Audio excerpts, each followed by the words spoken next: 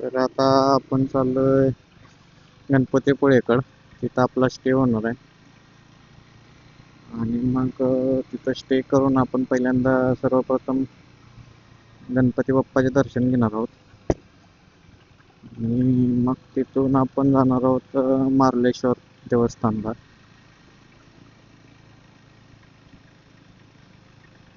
इकडं रिसॉर्टला येण्याचा हा रस्ता आहे.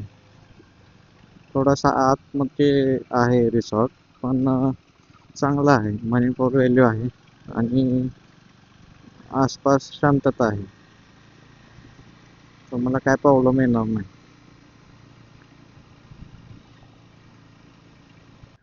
तर मी आलो होतो आता गणपतीपुळेच्या मार्गाने आणि हा एक ब्रिज लागला. या ठिकाणी बघू शकता तुम्ही, हे किती सुंदर आहे. हे फक्त तुम्हाला सर्व दृश्य जे आहे ते फक्त तुम्हाला हे पावसाळ्यातच बघायला भेटेल हे सगळ्या गोष्टी तुम्हाला. त्यामुळे एकदा तुम्ही हे एकदा अनुभवा.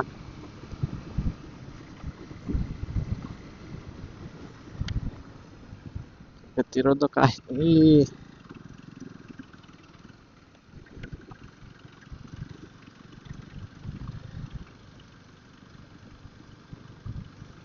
इथं पावसाचं टाइम टेबल असं नाही आहे, येतो एक 5 मिनिटं लगेच जातो, परत ढग येतच नाहीत. असं होतं काय काय टायमाला.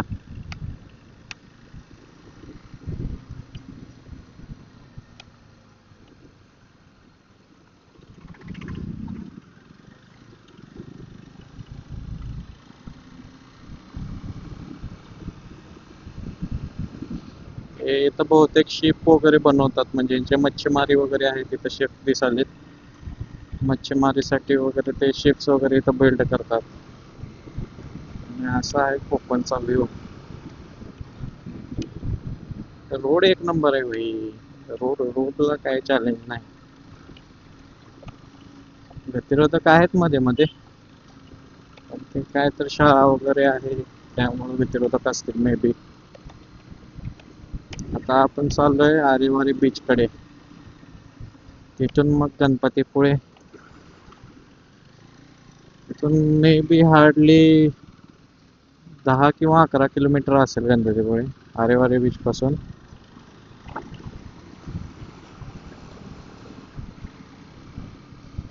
बसेस ट्रॅव्हल्स वगैरे त्याच्यामुळे ट्रॅफिक जाम झालं, म्हणजे त्यामुळे ट्रॅफिक जाम होतं. माग येताना पण मला ट्रॅफिक लागलं. ते काय नसून फक्त बस आणि 2 बसेस क्रॉस झाले त्याच्यामुळे ट्रॅफिक होतं. रोड पण भरपूर कॉम्पॅक्ट आहे त्याच्यामुळं त्यांना पण चालवायला वगैरे, आणि एका वेळेस एकच बस येऊ शकते किंवा जाऊ शकते.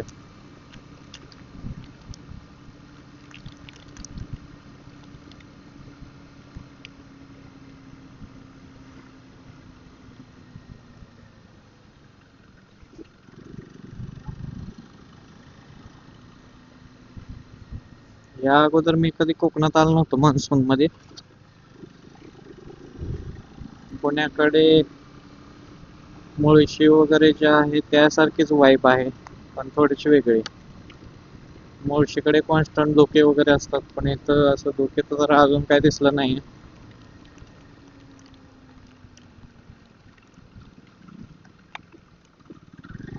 हे कुठलं आहे? स्वयंभू श्रीदेवी रामेश्वर कालिका मंदिर.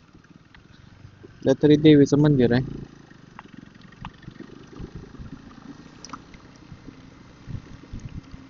तर आपला आता आपण इथं आलेलो आहे स्टे ठिकाणी.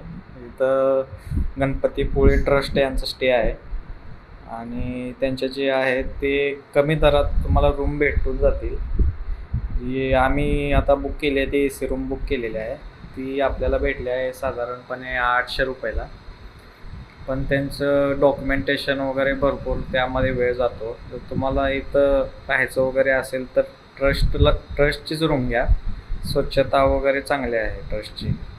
तर आपण आता इथून गणपती बाप्पाचं दर्शन घेऊन आता आपण चाललोय आता मार्लेश्वरला. तर ही अशी रूम आहे आणि हा कॉरिडॉर आहे असा.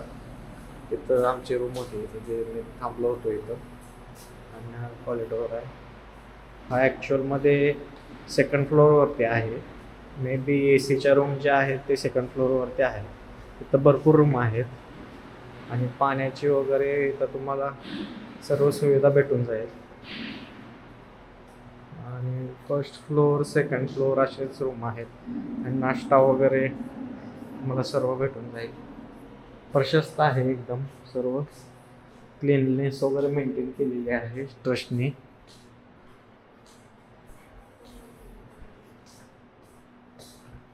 आणि पार्किंगची वगैरे सर्व सुविधा तुम्हाला भेटून जाईल. आणि आता आपण इथं लिफ्टनी खालती जाऊया आणि तिथून मार्लेश्वरला जाऊया. असा काही व्ह्यू आहे जिथं आपण थांबलोय. भक्त निवास म्हणून आहे. इकडच्या साईडला पार्किंग आहे. तुम्हाला 4 व्हीलर वगैरे असेल तर पार्क करू शकता. आता आपण आपल्या बाईककडे जाऊया आणि मग तिथून मार्लेश्वरकडचा प्रवास सुरू करूया. तर आपली बाईक थांबलेली आहे.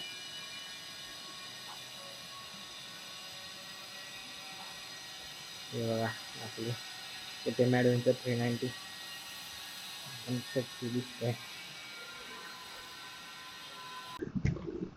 तर अजून इथून राहिलेलं आहे आपलं मार्लेश्वर. इथून आपलं मार्लेश्वर राहिलेलं आहे 46 किलोमीटर. ही आंबा घाटातूनच जाण्याचा रस्ता जो आहे तो आपल्याला मार्लेश्वर कडे जाण्याचा रस्ता आहे. तर इथून दाखवते 1 तास 8 मिनिटं. बघू आता किती वेळ लागतो. पाऊस यायला सुरुवात झाली आहे. आपण रेनकोट घातला आहे. फक्त 6 किलोमीटर राहिल्यावरती पावसाला सुरुवात झाली आहे. त्याच्यामुळे रेनकोट घातलेला आहे आणि डोंगरावरती पण पाऊस राहणारच आहे. त्याच्यामुळं पण काय विषय नाही आहे.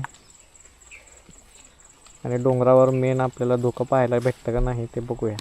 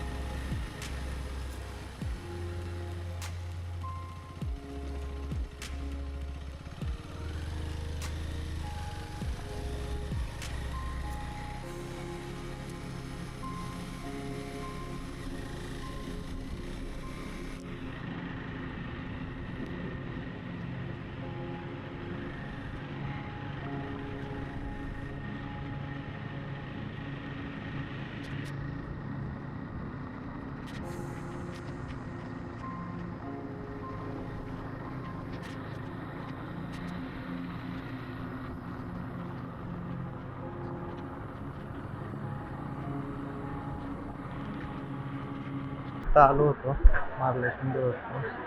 इथं बघू शकता तुम्ही, इथून एंट्री आहे.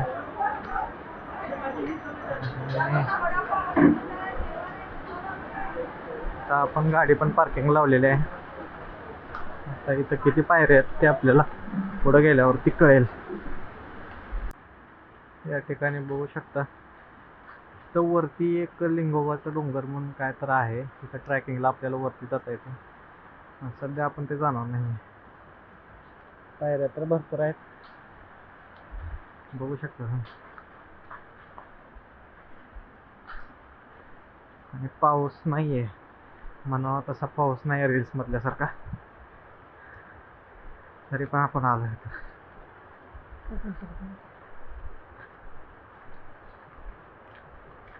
गर्दी तर आहे भरपूर, क्राऊड पण आहे. आणि इथे धबधबा पुढच्या साईडला दिसेल आपल्याला वरती गेल्यावरती. इथं वेगवेगळे लहान लहान स्टॉल आहेत, तर माकडाला वगैरे खाद्य आपण देऊ शकतो. तर असा व्ह्यू आहे, तिकडून असा खालून असा व्ह्यू येतो. पाणी आहे धबधबा.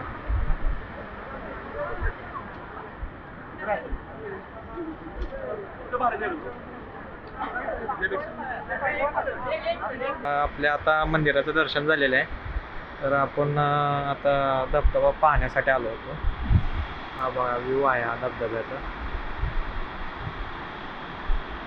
पण त्या साईडवरून शूटिंग करत होतो, पण तिथं भरपूर क्राऊड आहे, त्याच्यामुळं मी शूटिंग करण्यासाठी इकडं आलो होतो.